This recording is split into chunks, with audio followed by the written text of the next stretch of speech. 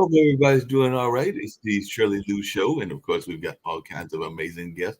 And we've got another guest today, that being Dwayne Booker. We can learn more about Dwayne and what he's all about. This is definitely going to be an interesting conversation. I know a lot of folks are very much interested in fiscal literacy and in making sure that we are financially sound. And of course, Shirley Lou is all about that. So I'm interested to find out how Dwayne got involved with Shirley Lou and a lot of other things in that space. So it ought to be a fascinating conversation. I know that a lot of folks are also paying attention to their finances because of that dreaded day that is about 4 days away, even though most people have already done their work in that space, that being tax day. Because we do know tax day is on April 15th this year. That would be falling on a Saturday. So maybe people may get that reprieve till the 17th and all in that line. But definitely there are still folks that are the last minute procrastinators in all in that kind of way. I'm thinking that Dwayne's not a last minute procrastinator and see whether he filed his like way back around Christmas or something like that. We're going to bring Dwayne in and see how much of a procrastinator he is and all in that space. So we're going to bring Dwayne in here a little bit about what Dwayne is about and what he's doing in his life and all in that space. So Dwayne, where you at? I see we've got a nice scenic background in the area and all in that way. And I know that a lot of times I'm coming at us from Durham, North Carolina. I know that Shirley Lou's company is based in Virginia, but where are you at since I see a lovely scenic background? Currently, I'm in Forsyth, Georgia. I'm at a client's house, so this is like the best scenery you could ever imagine, just being at home. So, Sounds good. Definitely. So, are you one of those folks that actually did the taxes like back in Christmas or maybe back in like last month and everything? Or are you one of those folks that is one of those procrastinators? this year we got it in a little bit earlier. I'm usually a procrastinator, but my wife stays on me, so we got to make sure we got everything in order, so we don't have to rush at the last minute. Yeah, that makes a lot of sense. So, Dwayne, I know we've had some amazing guests, some that have come from different parts of the world and different parts of getting into the whole financial lanes that Shirley Lou is a part of. I was just wondering, how did you get involved and what got you to be in this particular fiscal literacy space? I know some people are inherited in this field, meaning they came into the field because their parents were insurance people or bankers or some of the other financial lanes. And some people also had entrepreneurial dreams when they were young. Like I know some friends of mine that had lemonade stands, and of course, some of the ladies that sold Girl Scout cookies and all in that way. But I was wondering whether you were always an entrepreneur and were you always in the fiscal lanes, or is this something that came to you much later in life? I've always been an entrepreneur, even since high school. I studied the fiscal lanes in high school, the stock market, watching Jim Cramer and different people like that along the way. But this was one of the last stops for me at this age. I just turned 40 last week. So finance was one of the things I really didn't ever take a deep dive into. So it came at the right time. Last year, I wanted to make it about learning financial literacy. And I got introduced to this from one of my former pastors, Dr. Diana Hollins. And the opportunity came just, like I said, at the right time and gave me just what I needed to get started.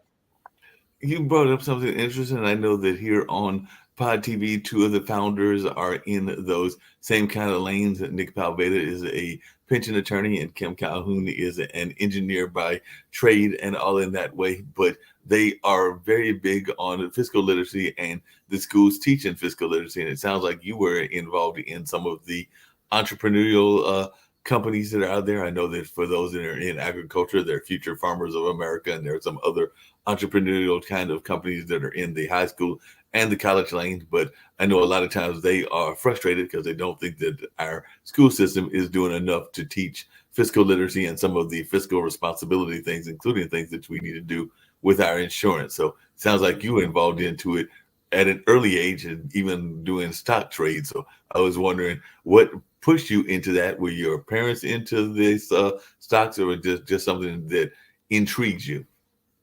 Not at all from my family background. I first became intrigued just in business in general from being introduced to the DECA Club, which is a marketing club back in high school.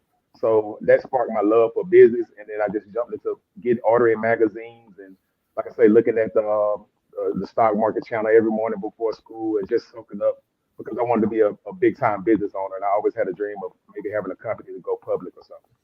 Gotcha. Do you still have that dream of having a company go public, or you just going to stick with Shirley's company and maybe she'll go public one of these days and everything? Or what is your thoughts about entrepreneurship now? And do you have some outside entrepreneurship businesses in addition to being an agent for Shirley? Of course, I'm sticking with Shirley. As everybody say, you already know she's at the top of her game for top 50. So that's like you're being connected. They say that the top five people you're connected to, you can be, within that group. So that's definitely a good starting point for me. Entrepreneur wise, I run my own mobile detailing company in Macon, Georgia. So we're top rated on Google, and this right here is just another step into creating a bigger business that's gonna provide for my family and the generations to come. So that's laying the foundation as far as legacy building and really understand what it means to set yourself up for financial success. One thing I've seen with entrepreneurs, and it sounds like you definitely have that same kind of mindset, is that a lot of folks will have a multitude of businesses and a multitude of things going on. So you mentioned the mobile detailing job and some things in that space, and I've known some other folks that have done, maybe had their main job and then do two or three side businesses as well. So do you think that that is the wave of the future, that folks are going to have more than one source of income, and that it is best to have maybe an entrepreneur or two businesses and then also have like a steady job? Because I am seeing more and more people that seem to be working a multitude of jobs. I think it varies. Either way is kind of correct for each and every person. But even as you speak spiritually, biblically, it talks about having different streams of income. So, just going from that teaching, I feel like it is necessary when you're dealing with things such as inflation or just the rates at different things are priced at this age. You have to have a couple of different things in your bag just in case one is up and the other is down. So, I'm big on entrepreneurship, and I came from being a firefighter, EMT, so I see that those guys always have side jobs, and like I said, that kind of pushed me in my own lane. But wanting to be my own business owner, I wanted to put all the bets, so to speak, on myself and see where that takes me.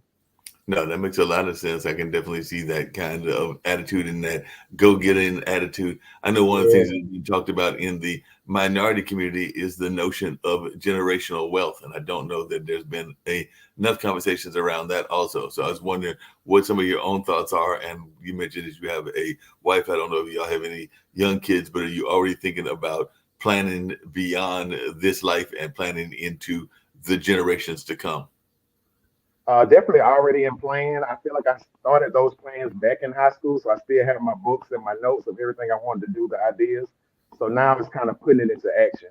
So even with that, talking to my son, which is about to graduate from D. Fort Valley State University next year, he wants to be an owner, so he just got into trucking. My daughter's dual enrolled as a senior; she's into the nursing program. So we're already instilling those principles early, so they can do what we didn't do at our age. Now that makes a lot of sense, and you've got them on that mindset of doing entrepreneurship at a young age, which is a great thing, and a lot of people aren't doing enough of that. One of the parts of generational wealth is also land ownership. So I was wondering, have you been looking in some of that aspects as well? Because I know that sometimes we as a people don't always know the properties that we have and the kind of financial benefits that those can put out there also. So I was wondering if that's something you've been looking at all in that part. It's part of your financial portfolio. Definitely. So since the pandemic, we went into our third year of home ownership. So the next goal is to start purchasing land, whether that's to build on for our future family or to do other things as far as investment for those land and those properties, as well as like multifamily homes, things of that nature. So we've really been looking into that as far as part of our journey into the whole financial space. No, that makes a lot of sense. I know one of the other things that people have been very much fascinated by, and you mentioned it earlier, was that before getting involved with Shirley, you were doing work with a organization that is getting a lot of support, and it definitely has gotten a lot of support over the last several years because of the pandemic, and that being our law enforcement and the firefighter folks and all in that way. So I was just wondering, at what point in your career did you decide you wanted to go into that career? And for how long were you in that field? And what are some of the life lessons that you learned from being a firefighter? In a sense, I was pushed into that space at the time. I didn't realize what was going on beforehand with the 2008 crash and things of that nature. So me coming out of management at the time, it was kind of hard for me to find a position. So just had a kind of a vision one day of going for that. That was like a last step, and I ended up accomplishing it. And what the firefighter and EMT program taught me was, after going through that much hard work and really putting yourself on the line, that I could do anything. So I started applying that to everything that I wanted to do or whatever other ideas that I had. Yeah, that makes a lot of sense. I know one of the other shows that we have here is actually a couple of shows. One is the Wall Street Hacker, and the other is one on modern investments, which is definitely looking at some of the more traditional kind of investments like the stock and things along those lines. And you definitely mentioned that even as a high school kid way back when that you used to study that market. So, what are some of the things that you have been looking at that you have found interest in that you think people should be paying attention to? I know some folks have been really bullish on energy. I know that some people have been really bullish on some of the service products, but I was just wondering, are you still active in the stock market? And are there things that you have found that are very much good products in your mind that more people should be looking at? I'm active in both the stock market and the crypto space. So my thing right now is not only looking at opportunities that are at low cost, where you see things are dropping, and having that as the opportunity of being prepared and get yourself into the game. I'm also looking at the future as far as transaction wise. We know that a lot of things will be going on as far as making money off each transaction that people do. So that's an area that I'm looking into. Yeah, that makes sense. What are your thoughts? Because it sounds like you are in a lane that some people would say are almost opposed to each other. Because I know some people that are into the stock market space that are not the biggest fans of crypto because they find that crypto is not steady in their mind, and there are some that even want to compare it to pyramid schemes and other things along those lines. But what about crypto has been appealing to you, and do you ever get some pushback from some of your friends in the stock market space as well? Because I do know that there are some people that are, more traditional investment, which is definitely what the stock would be, and there are some that would consider crypto more of a newer trend and maybe not as solid as some of the other ones. But I was just wondering what your own reactions and reactions of your friend and families have been. Uh, some people think of it, like as you said, as a pyramid, as a scheme. No, I'm not doing that. But as they see how things go up, or they see the changes that it's making, just overall, even just Bitcoin on its own as itself, people are starting to open up a lot more.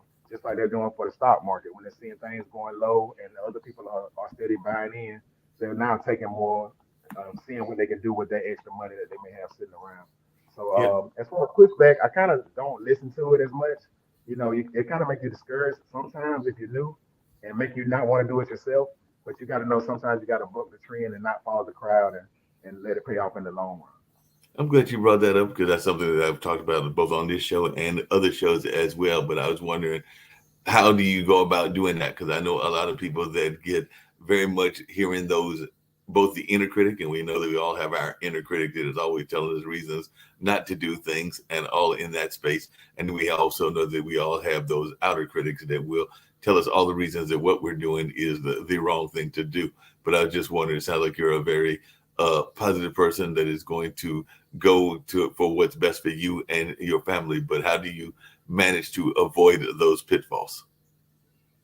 Um, Self motivation and realizing that as they talk about the financial game of life, that the people who take the higher risk get the higher rewards in the end. So, and like I say, when you get into it, you got to be willing to actually lose something. So Yeah. I've taken some losses and I've taken some gains, and I just I enjoy it. I look forward to the future, and even as looking at our children, those are some of the things I look into when I start to invest now, because they are telling us what the trends of the future will be. Yeah, definitely. How do you manage that? Because you mentioned the wife and definitely the daughter and the son, but how do you manage that work-life balance? Because I know that that is something in other conversations with some of your fellow agents we've had conversations about, and it can be a challenge for everybody. I'm still, even though I'm in the 60s, still in that single space and have been in that single space for a number of years, actually pretty much all my life, except for a relationship here and there. But even with the single space, you still have to do that work life balance. So, how do you manage that work life balance with your wife, who may be in the fiscal field or she may not be in the fiscal field, and your kids who sound like they are pushing to go into other kinds of businesses? Well, my wife is an RN, so she has a long schedule herself. But we try to. I like to take advantage of this time, especially with the daylight savings. I take advantage of those extra hours of daylight, and I also we do a lot more planning. So we do a lot more planning, and not just only with me and my wife as a couple, but we do a lot more family planning. So we make sure everybody gets their time in, and then we realize in some situations that, and she has to tell me that repeatedly. You're the boss, so you can set your own schedule. You can take that time off. So I make sure I make time for my family because. Uh, those memories are important, especially when we talk about creating legacy. Yeah, those memories are very important. You have to definitely do that, and all in that line, that is very much an important part of that whole building of legacy and everything. Um, have you started playing into the insurance part of things? Because I know that there have been some folks that are looking at insurance even as a way to make income, and I'm sure that that's part of what you're talking to your clients about as well. So a lot of times people don't necessarily think about the IULs and some of the other things that exist in that space. But I was just wondering, how difficult has it been for you to get folks to understand that insurance can be part of their fiscal portfolio? I think at some point, I feel like each agent coming in is probably going to go through all the emotions when dealing with this and trying to educate people. So you're actually changing people's mind state and maybe generations worth of a mentality. So it's going to take some time just understanding that. So my approach has been trying to apply myself and my own type of style to it, as well as playing the long game. So I know I got to start teaching. So let's go from the basics and make it fun, make it interesting, and then take you to where you need to be. So I don't want to dump it all on you at one time. I just That's what I feel like I want to do because I'm passionate about it. But I know I got to take it slow and meet you where you're at. Yeah, that makes a lot of sense. One of the other things you mentioned was that in some of the jobs that you have gotten, it was because of your connection to your spirituality and to your religious leaders and everything in it that way. So I just wondered, in your own life, how important has that been, having that spiritual connection, that connection to the Most High, and all in that way? Because I did hear you mention that there was a thinking it was a pastor or somebody that was helping you in one of those decisions that you made. But I was just wondering, how important is it for you to have that connection to something greater than yourself? Uh, that's the most important. My wife is going to make sure that's the most important, and not only myself, but that's the key to it all. So understanding the principles that have been laid out, as to speak the talents that were given, using it. If you don't use it, you lose it. So just understanding different things at different points of my life, and it really just laid the foundation for not only allowing me to take this journey, but allowing me to be wise along the journey. Yeah, you definitely got to be wise along the journey and everything along those lines. What are some of the most important lessons that you feel that you have learned from working with Shirley? Because I do know that Shirley has a lot of insight and she does her regular meetings and all in that space. But what are some of the most important lessons that you feel that you have learned during this journey that you have been going on? You always got to be constantly just involved. You got to be interacting. You have to be, when you're talking about Shirley, a game changer because that's what she is. So just seeing the stuff that she's developing and coming along with, and the way she's kind of changing the way you do insurance or just the financial market. Just taking a look at that, the books, the speaking, the just the way she is around people. All of that is just phenomenal and game changing in itself. So just soaking that up and applying that. Like everybody always says, just follow Shirley. So when you really look at her and look at what she's doing and take notes, then you start building that on yourself. Yeah, that makes sense. What do you think is one of the biggest mistakes people make in their financial planning and in terms of their financial thoughts and everything? Because I know a lot of people are procrastinators. I mentioned that with the tax season. That's probably one of the faults that I have seen. I've also seen a lot of people, even with their businesses and in their family planning, that don't really have a plan. So they don't really have a system of what they will do in the situation of a medical emergency, or should they, and we're all doomed to, just like coming to Earth, we're also all doomed to at some point leave the Earth, and not many people have plans for that, or not enough folks have plans for that in their life. So that's just some of the mistakes that I've seen. But I was wondering, what are some of the ones that you have observed in talking to your clients, and how do you get them out of those mindsets? I would say my top three are not having a plan at all, and the other one would be not thinking you don't have enough money to execute that plan. And then the other one is feeling like it's too late for you to get started on that plan. So Right. those are three of the things that I see a lot that people face, and they may beat themselves up too much to where they don't get started. So it's Yeah. just kind of not only teaching the people about that financial literacy, but also motivating them as well. Because you got dreams, you have goals, you have things that you want to do, and realize that hey, you can do it. Other people come from even worse situations, and it's possible for you too.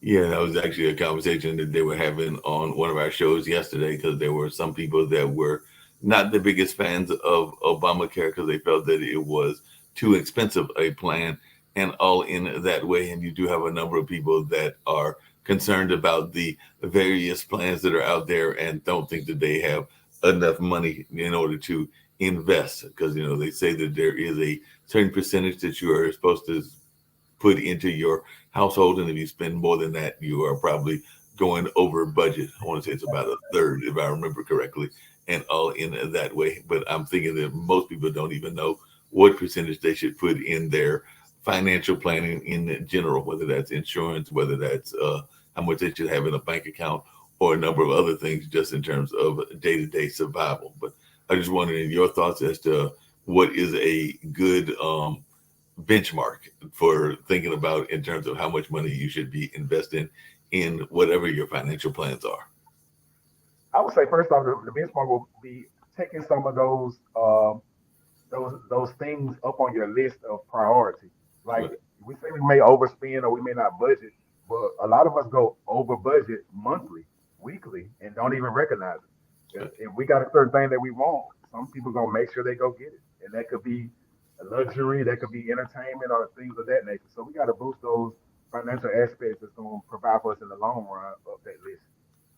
Now that makes sense. I mean, one of the biggest ones that I know I'm guilty of, and you may be guilty of it as well. I know many of a young entrepreneur is in all of that space is that too often we don't spend enough money on day-to-day groceries and on day-to-day food, which means that you eat out quite a bit, and eating out is not exactly the cheapest way to maintain your life, and it definitely can be a very expensive luxury because I know some people that probably eat out at least 2 to 3 times a day, and that can add up to what, about 15 to 21 times a week if they're eating out that much. And hopefully they're not, but there are a number of folks I know that are probably eating out that much because of how much they are doing that hustle and bustle thing as well. But I just wonder, would you agree that that's one of the things that is maybe done a little bit too much and isn't thought about as much as it probably should be? And it's not, it's probably just second nature. You know, you got to go get it as fast, as quick, and you don't realize you spend more money doing that than you did if you went and did that planned out grocery shopping. But that brings up a point when my daughter just had her 18th birthday in February, and we took her out to eat. And when we got the bill, it ended up being like $160. So it was like, do you know what we could have did with a portion of that, or how many days we could have ate with that 160? So a lot of times we don't think about it. We just do it because we want to celebrate or we want to do you know just something that seems second nature now. Yeah, it's almost become second nature. And like you said, so many people are doing that hustle and bustle thing and all in that space. Another thing that we've been seeing a lot of people do, and I don't know what your thoughts are around this, is but during the pandemic, a lot of folks were trying to figure out how to make ends meet. So there was a lot of folks that were getting various side hustles, whether that be Yeah, DoorDash or Lyft or Uber or a number of other ones that are out there, including some that are more specific to Georgia and Macon and all in that area. But what has been your conversation with your clients about the side hustles and how they can either help or hinder what's going on with the financial planning? Because I don't know that enough people are even thinking about how to manage the money that they're making from the side hustles that they are doing. that too. It just gets thrown in the pot. It's not separated. It's not allocated to going towards, hey, it's building this. But that side hustle is key. Everything people say they don't have or can't afford, that side hustle can provide. Whether that's the extra $20 for a policy, whether it's an extra 100, even like you said, whether it's the extra money for food, and just I'm big on using your creativity. So you get those ideas, and that is your money. So once you put those ideas to work, then you got to work that other plan at the same time and not forget about it. Yeah, that makes a lot of sense. I know that on the networking and just in general, I've had a lot of friends that have been in the entrepreneur space, and sometimes they have a vision of what that entrepreneur business will be. I don't know necessarily that all entrepreneurs have the best entrepreneurial business plan out there, and some of them have no business plan at all. So I'm just wondering, what are some of the lessons that you have learned as an entrepreneur, whether it's on the detailing business that you have, or what you're doing with Shirley, or some of the other entrepreneurial businesses that you are considering working in. So, what are some of the lessons you have learned from being an entrepreneur? My main lesson is write the vision, write it down, make it plain. Even if it doesn't go according to plan, you've got something that you can look at and go. Even if it's going step by step that you can follow, and that'll open the door. Once you write it down, you start to see those things come. As people speak on the law of attraction or different things of that nature, it's in your mind. As you read about it, but once you write it down and start planning and working that plan, you start to see things start to manifest a lot quicker. That's Yeah, one that thing makes I a lot. think. Yeah, that makes a lot of sense. Who are some of the entrepreneurs that have really inspired you? I know that there are two entrepreneurs out there that are actually battling and thinking about maybe even picking back up BET as a black-owned business. That being Byron Allen and, of course, Tyler Perry. But I was just wondering who are some of the entrepreneurs of any space, whether they be older entrepreneurs like the CJ Walkers of the world, or newer entrepreneurs that have inspired you in your own entrepreneurial journey. Wow. Oh wow. Um, that's a tough that's a tough question, but a lot of those people you just mentioned, the Tyler Perrys, even the Shirley Lou as of right now, that whole space, and just seeing what people have done. The wow, man, you got so many in different spaces. Athletes, LeBron James. Um wow, it's hard to name a lot of them, but No, I they've get all you. been inspiring me. I've studied a lot of people over these years, and they have been motivation of showing what you can do and what's possible, and just I'm glad working you that. mentioned. I'm glad you mentioned LeBron James because one of the things I've been curious about, and we've definitely talked about this with some of the other guests, including some that were in the athletic space that have worked with Shirley Lou and everything, is do you feel that enough of our entrepreneurs, particularly those in the entertainment and the sports fields, are doing enough to give back to the community? We know of many of the entrepreneurs, and definitely I do think LeBron is doing a good job of putting back into Ohio. But we hear a number of other ones that we don't hear enough of their um, giving back to the communities they came from. Not to say that they haven't, but sometimes they like to be silent in the way that they give back and all in that way. But then others are more active in what they are doing. But I was just wondering, as a general rule, do you think that some of our folks that have made it into the sense of making the riches are doing enough to give back to the communities they came from? I think you're seeing a wave right now where it's becoming more popular and kind of being normalized. I think it's more platforms are needed and more opportunities are needed to shine a light on those things as we're seeing all the negative stuff in the media. So I think those things will be really helpful in not only increasing the push on financial literacy, but allowing people to explore their own creativity and do different things. And because we recognize that small businesses, power most of the country. So that I think that will give people a lot more motivation because those people are really inspiring to a lot of not only the youth No, but the adults. yeah, no, definitely they're doing that. You mentioned earlier, and you mentioned even your own background when you were in school. But how do you think we're doing in the sense of teaching fiscal literacy and financial responsibility in our school systems? And I would even go as far up in the school system as our colleges, because I don't know that it's getting as much uh, kind of traction as it used to. But I was just wondering your thoughts on that, and if you think that that is something that you would like to see a greater um, education around, because I mean a lot of folks probably don't even think about even the insurance market when they are in the schools, whether that be high school or college, and definitely not in grade school. But I was just wondering your thoughts about the nature of education and the nature of fiscal education here in the United States. Over the past few months, I've been hearing talks about financial literacy being introduced into some school areas, and I think that is going to be very important. I would love to see how that's going to play out, and that's what I'm gearing up. I want to be involved in that aspect. Coming from growing up in the Boys and Girls Clubs and things of that nature, we were put in leadership positions and taught create different little businesses and manage money to for us to take trips or for us to buy equipment. So I think that is key when you're growing up to start early because the kids are so advanced now and they have more technology at hand that will totally change things when you're looking 10, 20 years on down the line. As well as in the college space, I went to Georgia Southern for business, and there was besides the stock market class. Other than that, there wasn't much taught about the financial literacy aspect of things. But I think that would be key and critical too when you're looking for folks who are seeking to come out of college and go into a bigger, higher paying position or things of that nature. No, You got to be literate and you got to be able to manage some things.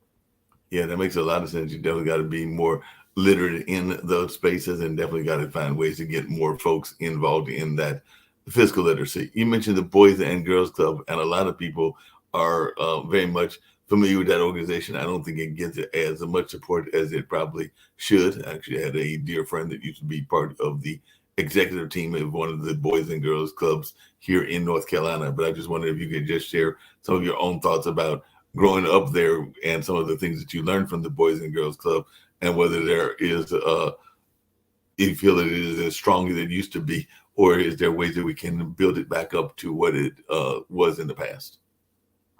I definitely think there's a strong need to build it back up to give kids some activity, kind of even get kids away from holding the phone in their hands or giving them something else to do to expand their minds. It was key in my life, key not only to uh, keep children off the streets, but as well as to give them an environment full of other kids where they can have fun and enjoy. They taught principles as soon as you come in the door, homework. Like I said, they gave us leadership responsibilities. We got to run the front desk. We got to create events. We got to do tournaments. We got to do some of everything that a kid would not normally do. But it taught you responsibility. We had to clean up the floors and buff the gym and different things of that nature. That was actually one of my first jobs. So that was really big in my life, being able to work full time at the age of 15 and then provide for my family. So definitely it needs to be invested in a lot more and brought back to a lot of these communities.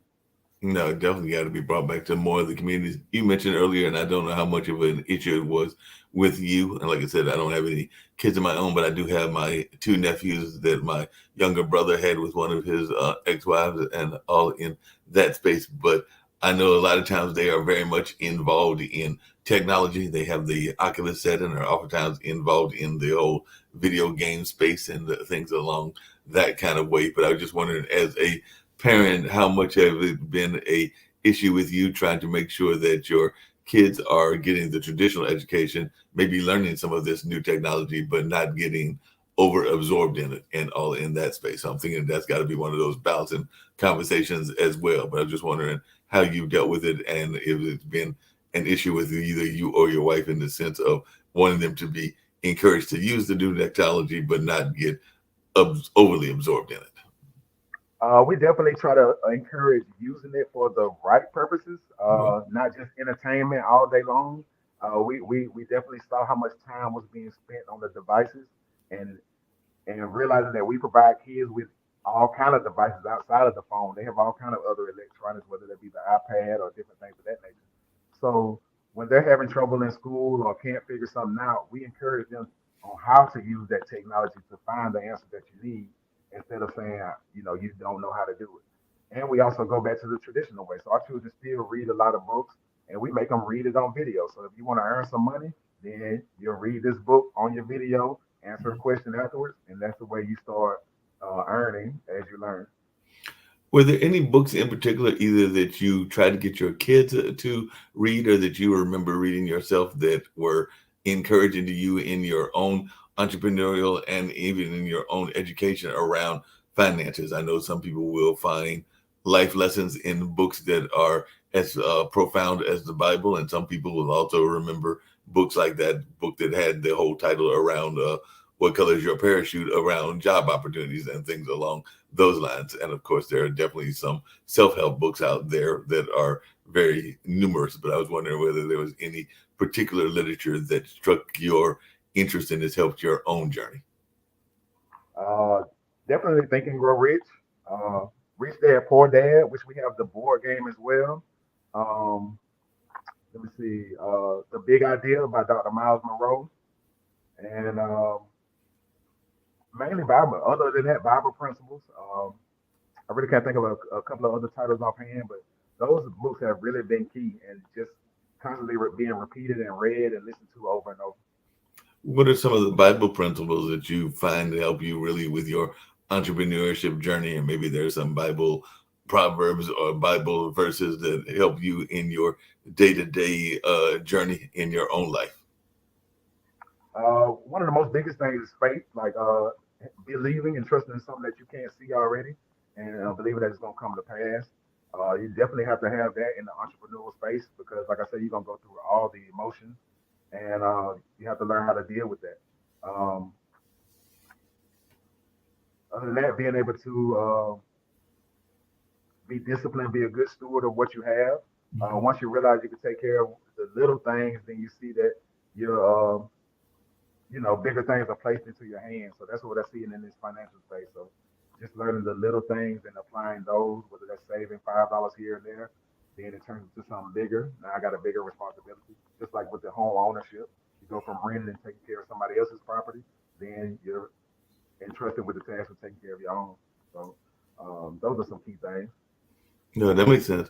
You definitely mentioned that you're based in Macon, Georgia, and of course, Georgia was very much in the news and will probably be in the news again since we're going to go into the presidential elections and all in that space. But I'm just wondering how much of the Georgia political landscape has played a factor in your own life and everything, and whether you had been active in any of those voter rights and voter pushes to get out the vote in your own life, and whether you think that's going to be an important issue in 2024. Because we do know, I think I just heard recently that Stacey Abrams, who ran twice, is now going to be moving up to Howard to be a educator and all in that space.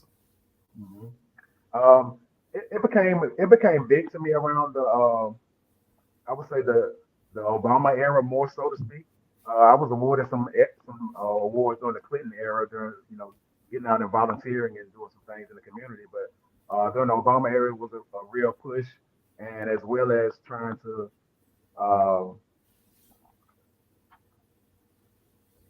learning how to make the right decisions on the candidates. Right. Seeing the candidates, the way they battled, the way they debated, the way the whole political landscape started changing. It's becoming more about bashing people and not so much about getting things done. Um, that was a real push about getting out and make sure we vote. And my wife is big on that, so I'm in trouble if I don't come home with a sticker. So it's really being ingrained into an aspect of our life. Yeah, you better have that I voted sticker, otherwise she's going Yeah. to give you a hard time. I know the sticker that Oh you're yeah. referring to big time. I definitely know that sticker. If you don't have it on your shirt or on your jacket lapel or something, yeah, there are some folks that might be getting a little bit upset at you. Yeah. Like, you haven't done your civic duty and you got to get out there and do that civic duty.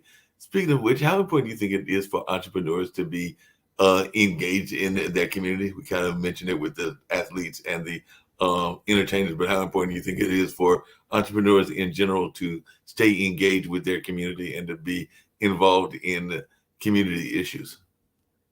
Right now, I'm really getting to the point where I think it's bigger than ever because you have to be not only up to date and relevant with what's going on, but you do have to be involved. As you see with more bigger corporations, they don't have the opportunities as so much as to be involved directly in the community.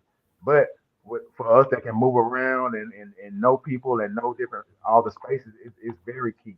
And it's very key for the youth and the other people to see us out in the community being involved and that they'll get interested and they'll get involved. So it's and not only that, grassroots marketing. So that's important for your business as well. So you got to be out, you got to be visible, whether that's in the community, online, represent the community. It's very major if you're an entrepreneur in these days. Yeah, and I know another entrepreneurship journey that a lot of people are talking about, and I imagine it probably is up to you when your own business being based there in the place where your clients are as well, was there was a big push to buy local. So I just wondered if you guys had any thoughts around that, because a lot of people were definitely trying to get you to buy stuff that was from near your own community. So like you're from Macon, you might be trying to buy stuff from a Macon car dealership or a Macon grocery store or something like that. So how important has that buy local movement been in your own life? Over the last few years, it's been an exciting, a fun journey, so to speak. We want to try something new. We support a lot of local businesses, whether that's from the clothing, whether that's from the food. We just try to do that because even being entrepreneurs, you know how that road is trying to get people to support you and not having that support and how it can be discouraging. So we try to see what people creativity is and are and give them that support because we know how it feels and we know that that can go a long way. People will remember that stuff. Oh yeah, they'll definitely remember that stuff. There's no doubt about that. That supporting your own community and making sure that they are engaged and all in that space is very important. And unfortunately, we don't do enough of that. And sometimes we let other forces come in and kind of control our communities. Because I'm definitely here in Durham, which is part of the Black Wall Streets, and we've seen some of those unfortunately neighborhoods being destroyed, and gentrification is a real thing and all in that spaces. I've even seen it in places like Macon and definitely even Atlanta and stuff along those lines. But what are some of the things that surprised you when you moved to Macon, and how long have you been in Macon, and was Georgia original home for you? It's been my home, and outside of going to college in Statesboro, this is where I've been outside of traveling as well. But those movements, you see that going on here as well. Like you spoke on the Black Wall Street, there's a Black Wall Street going on movement going on in downtown Macon as well. They're buying up property slowly. They're giving black entrepreneurs a chance to put businesses in their spaces.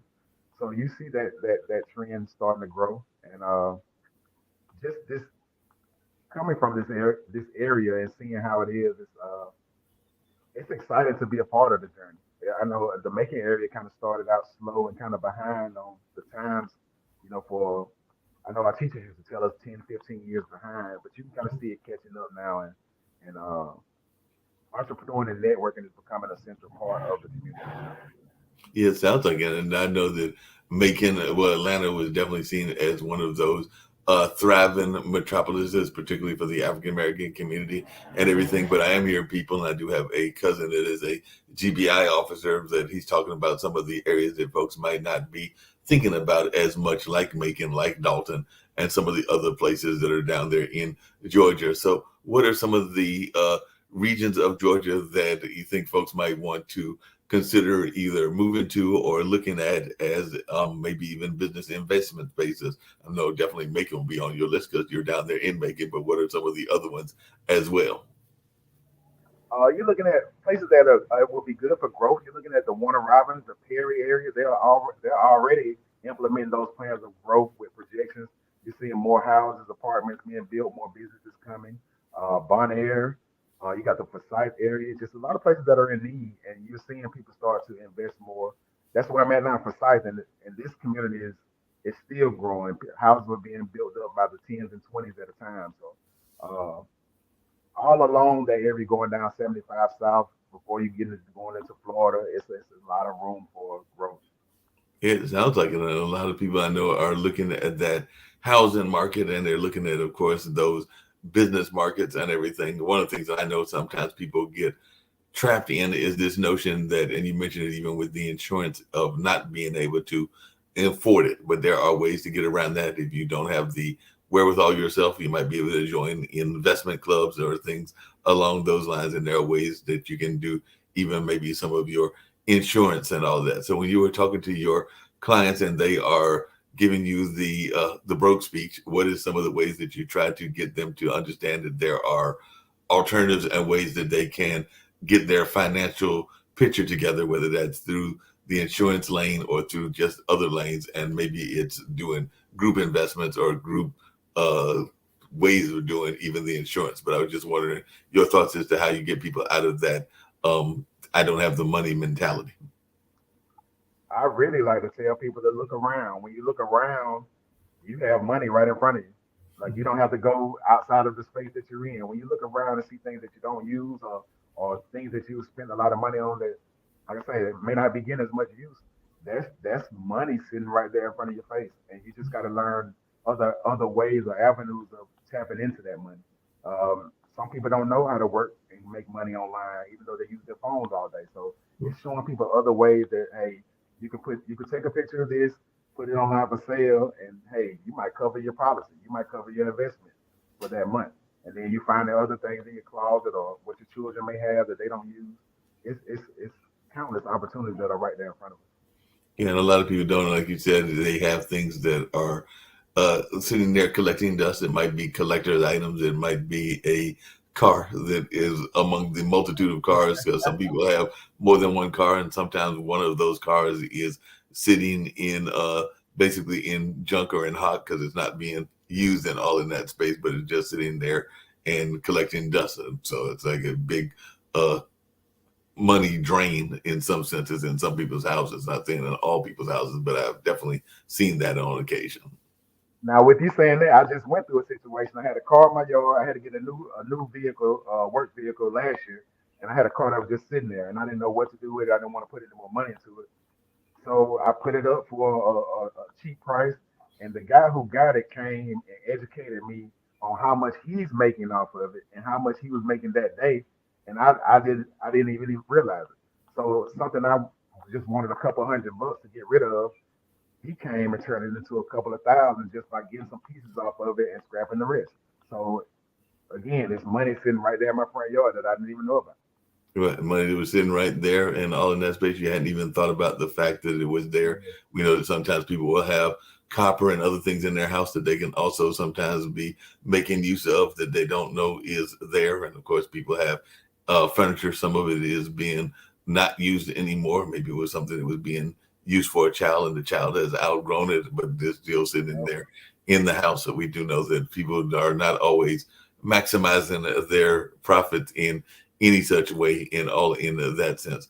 Are there any interesting hobbies that you have in your own life that folks would find interesting? I know that in my own life, I do a lot of reading, and I have definitely have attempted every once in a while to dabble in some creative writing outside of my journalism writing and all in that space. And my brother is actually the one of the co-presidents of the Polaris Slingshot Club, so that would be his hobby. He gets around Wow. in those little Batmobile cars, as I like to Yeah. call them, at all in that space. But I was just wondering, are there any interest in hobbies, whether it's motorcycles or slingshots or other things, or maybe even horseback? Because I do have some friends that are horseback riders here in North Carolina as well. But are there any unusual hobbies that Dwayne has? I wouldn't say unusual. I like to create, so I may make clothes, I make shirts, and I design different things. I love marketing, so I design advertisements, flyers. When I see something that sparks my interest, I just try to make that vision come to life. So that's what I spend a lot of my time doing, just creating. And you said that you created, and it sounds like if I heard you correctly, that some of it is apparel. So have you had a chance to get any of that into any of the stores, or just stuff that you are creating for yourself, or is it stuff that you have looked at in the sense of getting it into fashion shows or into apparel shops or things along those lines? And is it basically just regular clothes, or is it and t-shirts, or is it a multitude of clothes? Multitude. I've done tights, t-shirts, polos, hoods, hats. I had my own brand, which was called Happy Grinding. So I had a website up for a while that I was selling my own merchandise out of, and I had a lot of stuff going on, so I kind of downsized on doing that. But it's still a love and a passion of mine, so I still design for myself now and for my girls and for my family. So That's interesting. And that's actually one of the things I know when Elizabeth got in touch with me, I did see that as part of your branding marketing. And I was just wondering, what did that term mean to you and everything? Because I know when I thought about it, I'm like, well, grinding is usually getting out there and getting on the grind, getting that hustle on, and all in that space. And it sounds like you were trying to do it in a way that was giving you pleasure and some satisfaction in life, hence some happy grinding. But I was wondering if that's where it was at, or where the naming came from and how that naming came about. one other thing I like to do is like motivational speaking. That's a passion of mine. So over the years, I had a lot of key women in my life, including my mom, who just uh, were happy at doing what they did. So my motto is happy grinding, doing what you love, loving what you do, getting on your grind, and making your dreams come true. So it's all about learning that you can do what you love and still make a awesome, a great living, and not have to be settled for anything less that you're unhappy with doing. So that's what it's all about. Motivating. We motivate through the apparel, and we motivate through what we say and what we do. So it's like a lifestyle. Uh, business slash lifestyle.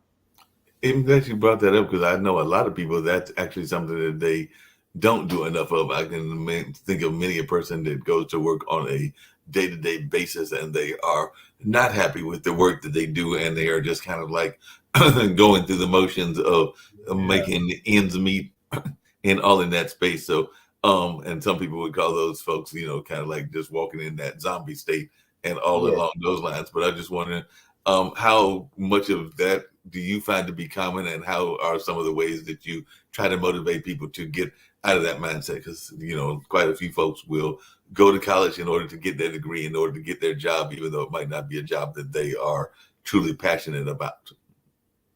I ask a lot of questions. I break that ice by asking questions like not only what do people do, but what have you always wanted to do? Right. And I've seen this growing up. So even right now, I have my mom working with me. So I used to see the stress. I used to see when you got to go to work and you walk in and your chest starts hurting. And I've even been in that experience myself. And just working countless hours and not being able to enjoy your family. So um, I'm always encouraging people, like I say, to bring their ideas to life, to take control. That way, you're able to set your own schedule. That way, you're able to do what you want to do. And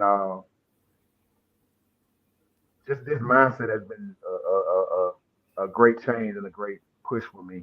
Just making sure you're being happy, because, like they say, health is wealth. So you want to be able to enjoy everything you're out here working for. No, no doubt about that. My parents actually got me into the media field because they decided to create a radio station when I was a preteen, and neither one of my parents had any sort of radio background. So this would have been in the mid '70s, like around Independence Day and all of that kind of space. But mom was actually a trained guidance counselor, and dad was trained, I think, in engineering and definitely had done some work in the civil rights struggle and all along those lines. But they did not hear enough jazz, enough blues, enough early R&B, and some other music that they liked. And they also didn't hear enough of the news of our communities being talked about. So they wanted to change that narrative, and they had a station that was on for about 12 years before it went off into the mid to late 80s and all in that space. But definitely was interesting working with my parents because definitely they were the ones that mom would literally come and pick me up from the airport when I was coming back from Marquette, and she would literally drop me off at the radio station so I could give her a break from work as she had already worked about 12 or 14 hours in that line. So I just wondering, what has it been like, Mr. Booker, working with your mom and being the boss? Because I'm sure that has to be an interesting dynamics where she used to be your boss, but then you are her boss in the case of the work environment. So what has it been like working with that changing dynamic? For me, it's been awesome, man. You get to spend time with your family. We get to talk and enjoy, and it's not like we gotta bump heads like you might do at work with other people. It's just both of us are doing something that we love doing. My mom actually grew up in the detail space. Her dad was a detailer, so she grew up having to come home and do this type of work. So bringing her out and having the opportunity to let her make some money as well, and not have to deal with all that stress, that's amazing for me, because as a kid, I always said I wanted to be able to do something and provide for my mom. So just having this opportunity to do that is, I can't ask for more.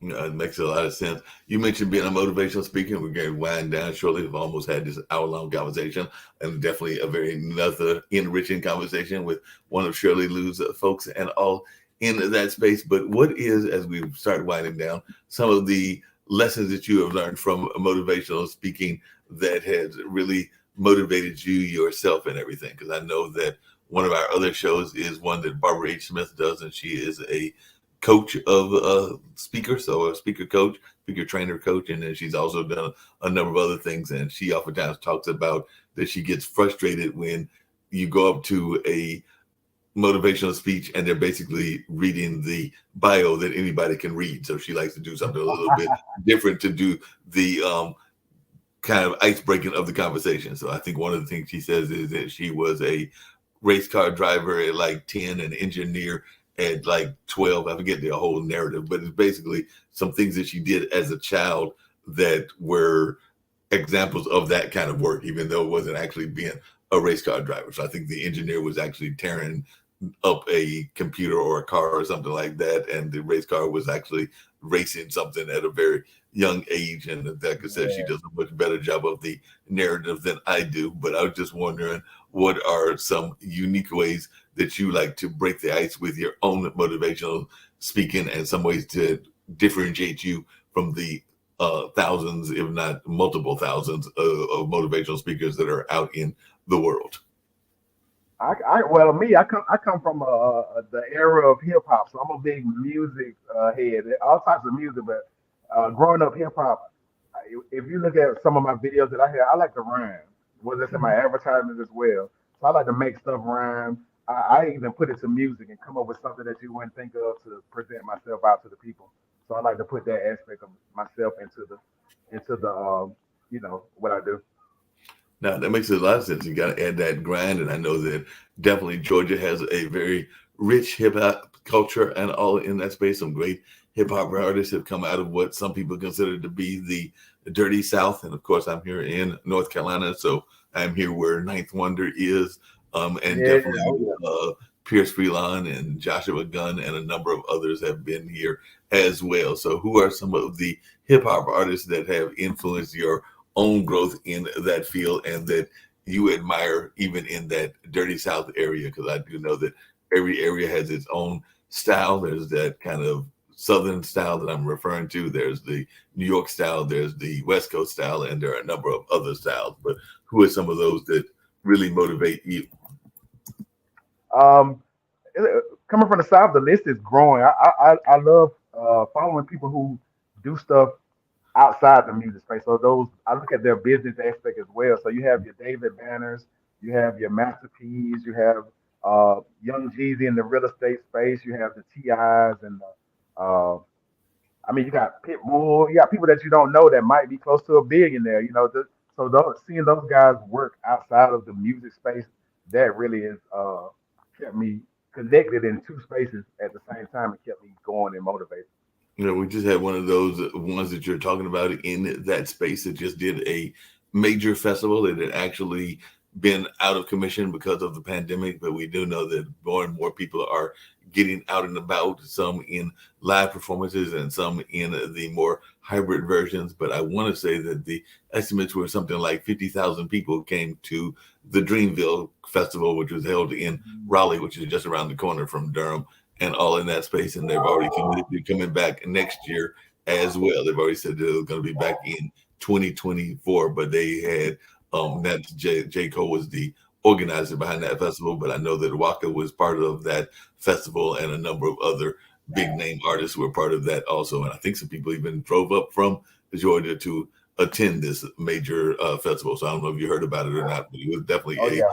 big deal here. And a lot of people were very much into it, and they are glad that it's coming back into the area and all in that space.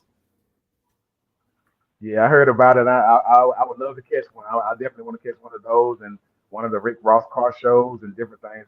All the new stuff that they're coming out with. Yeah, no doubt. Well, the show is definitely one that is very much about the whole notion of fiscal literacy, but also about the notion of trying to create positive messages and messages of hope and all of that. We are heard here on Pod TV in about 175, 200 countries or something along those Wow. lines. So if there's a Yeah. message of positivity or hope that you would like to give to folks as we get ready to wind down and let you get back to your client and all in that space, I'm sure that things folks would love to hear that and love to hear your thoughts in that space and all in that way. For me, I would say never stop dreaming, never stop taking action. You're never too old. It's never too late to get out and do what you want to do. And if you got that thing that's been burning in your heart and in your belly, take a chance, take a leap of faith, and go out and do it. You never know what could happen. You don't. I think like Miles Monroe said, it's so many gifts and so many things that are in the grave. You don't want to go to the grave full of all those ideas that you never took advantage of. So just get out, even if it's this day, and get started. No, that makes a lot of sense. You know, I was checking out your logo and everything, and I just want to know because actually there was a group of friends of mine that had something that was similar. It was called "Everybody Eats," and there was like some activist spaces here. And I did see that on your logo, you had the notion that with a scope of success, everybody eats. So I just wondered if you could just share a little bit about what that means to you and all in that way, because definitely I was seeing that, and I was going like, hey, that's an interesting way of addressing things in that sense. Scoop of success is it's in the notion of everybody's hungry, and even the motivational speaker Les Brown said you got to be hungry. So anything that you're attacking in life, there got to be a hunger to it. That keeps you going. And the scoop of success is just everybody has their own definition of success, but each day we get that chance to get a little scoop till our bowl fills up, till our cup runs over. So each day you just enjoy the scoop. No, Everybody gets to take in it, so everybody eats. Your one little idea could provide for your family, your friends, and countless other people. that makes a lot of sense. Definitely can address and definitely identify with that. I hear the dog in the background is like, look, I'm hungry. I need to get my food all in that space. So we're definitely going to put on some of the commercials from definitely Shirley Lou, and definitely has been a great conversation. If it's all right with you, we might even at the end of the show put on some of those happy grinding videos only in that space, or do them on later episodes as well. But definitely we'll try to get some of those in there if that's all right with you, and all in that line. But definitely, I've Definitely. thoroughly enjoyed the conversation. If you got any last thoughts before going and feeding that dog, then we'll get ready to wind up with some of the advertisement and all in that way. Just in these days and time, it's almost at a time of anything goes. So just take advantage right now as much as you can of the technology, getting involved in your financial literacy, changing that mindset, and going outside the norm. It's okay. People might not understand it. People might, you might lose people in this journey, but it's all for the greater good in the long run.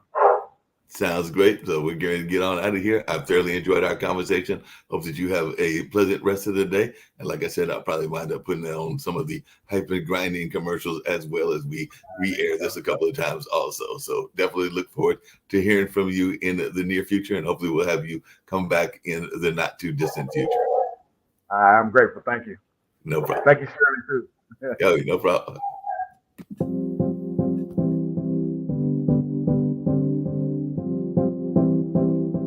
At Shirley Lou and Associates, powered by First Financial Security, our mission is to help all people achieve financial security and peace of mind. My team and I are here to help you reach financial security tomorrow and for generations to come. She is one of the most sincere and compassionate people that I will ever meet in my life. She sincerely wants to build a legacy where no young woman that she meets is left destitute, that they are able to be self-sufficient, to provide for a family in an emergency, to build for their future and for our future generations. At Shirley Lou and Associates, we are changing the face of insurance and retirement plans. Our mission is to lead, empower, and grow. We are the home of tax-free retirement. We provide comprehensive planning for businesses, rollovers for retirees, and individual personal financial planning. I'm a very people-oriented person. It's important for me to make sure my clients feel in a safe environment, make sure I feel in a safe environment, that I can trust the people that I'm working with. And I feel that here working with Shirley and my team. These people are more like family to me. Shirley has donated time and resources to the Shelter House, Women of Good Works, Good 360, Women That Soar, local churches, and the Lisa Initiative. The Lisa Initiative helps inform, educate, and empower women and their families' financial security. We believe entrepreneurship is a possibility for all walks of life. Reach out to us. We would love to have a conversation to see how we can help.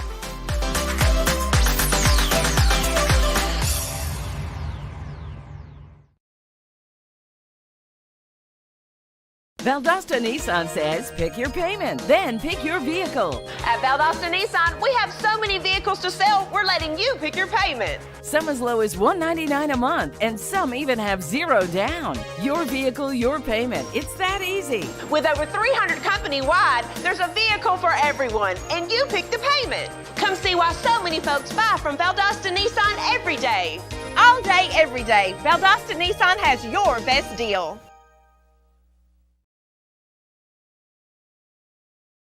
I'd like you to imagine with me, if you will, opening an app where you can collaborate with like-minded individuals from from around the world, get inspiration and in-app tools to launch and grow your business, as well as share your knowledge and earn compensation, all in one app. Well, the name of that app is Truso, short for Truly Social. Hi, I'm Matthew Newman, the founder and CEO of Truso.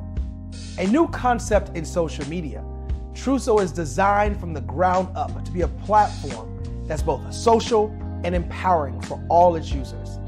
How exactly do we do that? I'm glad you asked. First, Truso brings the world together via video. Psychologists assert that video provides a significantly more effective connection than audio only. When you enter a community on Truso, you're face to face. Second, on Truso, you don't have to have 1 million followers to monetize. Our business model allows all hosts and moderators to monetize, no matter the size of your following, by 1, producing fee-based content, and 2, inviting others to join the platform as subscribers. Even more, Truso has an in-app resource library with over 100 free resources, forms, and documents to help you build your brand and grow your business. Third, Truso is inclusive. The deaf and hard of hearing communities make up 360 million people worldwide. Unlike audio-only apps, Truso embraces this community, providing a networking platform that allows them to participate via video and closed captioning. We even have a deaf and hard of hearing foundation in the works as well. Fourth, Truso is both social and safe. We refer to Truso as a virtual extension of the beauty shop, barbershop, and brainchild of the community. A place where there's laughter, along with wisdom, growth-oriented conversation, and genuine connections in a safe space. Truso even has proprietary security to ensure we maintain a safe environment for everyone. Where are we at now? Truso is live, y'all. We've launched in beta and we're acquiring users daily. We have an incredible development and marketing team, plus amazing celebrity influencers at the table, helping us spread the word around the globe, beginning within the African diaspora and beyond by creating a safe space for growth, connection, and collaboration. We're truly excited about Truso. We've created something special for which there is a global market. And we invite you to embark on this journey with us as a shareholder. The future for Truso is truly bright. Join us and let's go there together.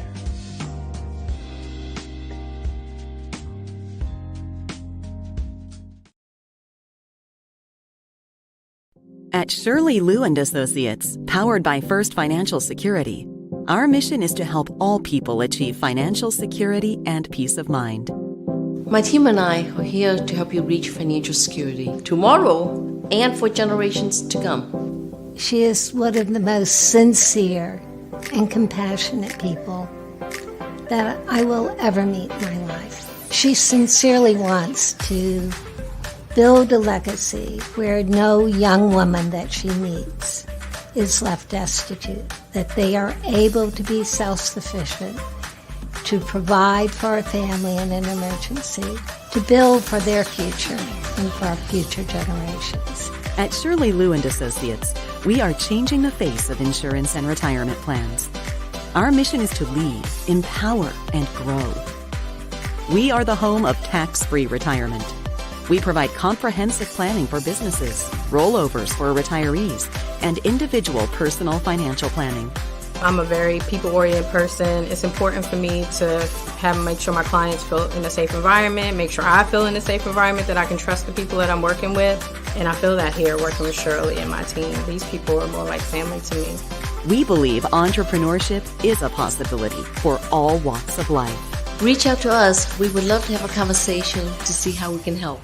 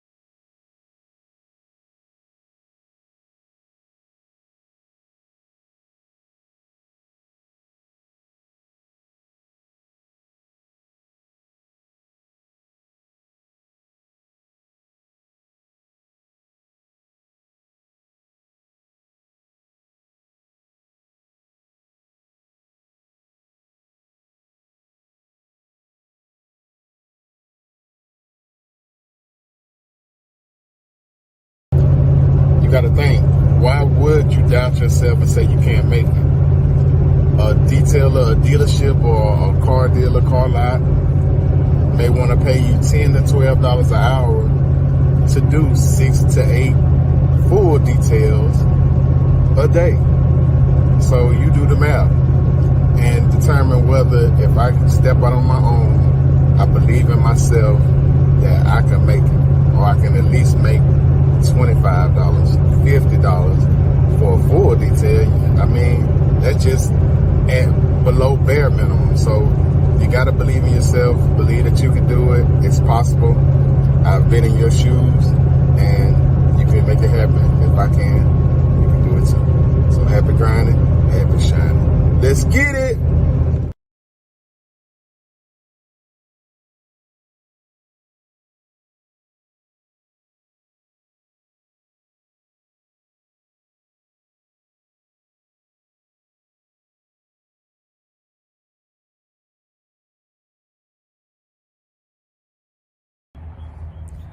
So today we're looking at what's your niche? What's my specialty?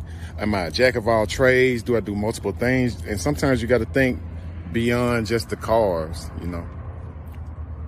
Lots of things have wheels, lots of things need cleaning. You got heavy equipment, cars, motorcycles. You can specialize in one, or you could kind of tackle them all. It just depends on what's around you, what you see, who you may know.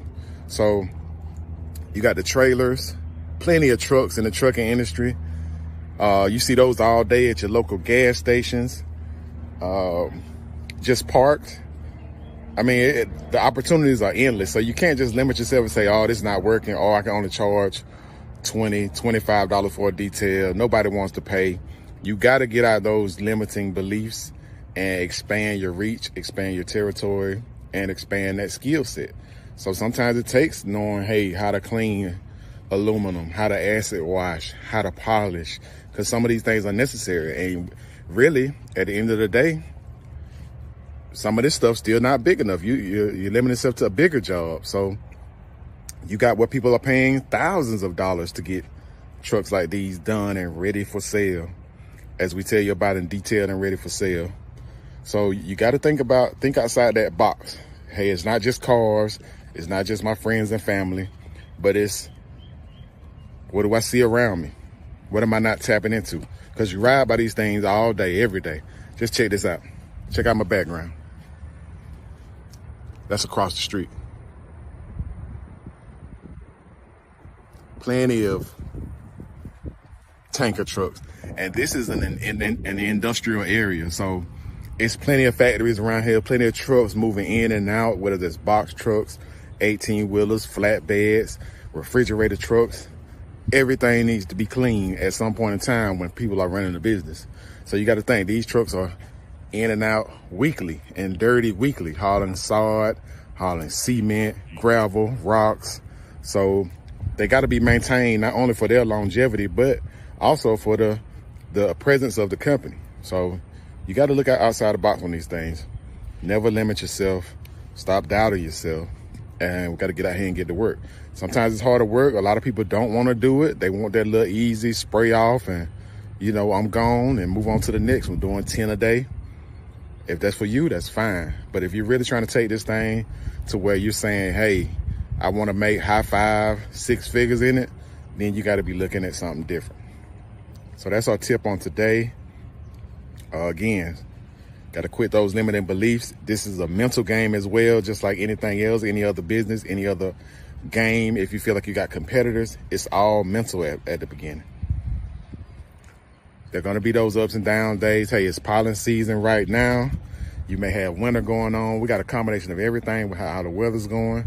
So again, we may be indoors, we may be outdoors, we may be stationary, but we can make it work to our advantage if we just think about it. So think about that. Get your jot list out, write down some things, look around as you go to the stores, travel, and just write down some potentials. And then we got to get out, we got to get the honey, because there's plenty of money out there. Don't leave nothing on the table. Stay hungry. Happy grind.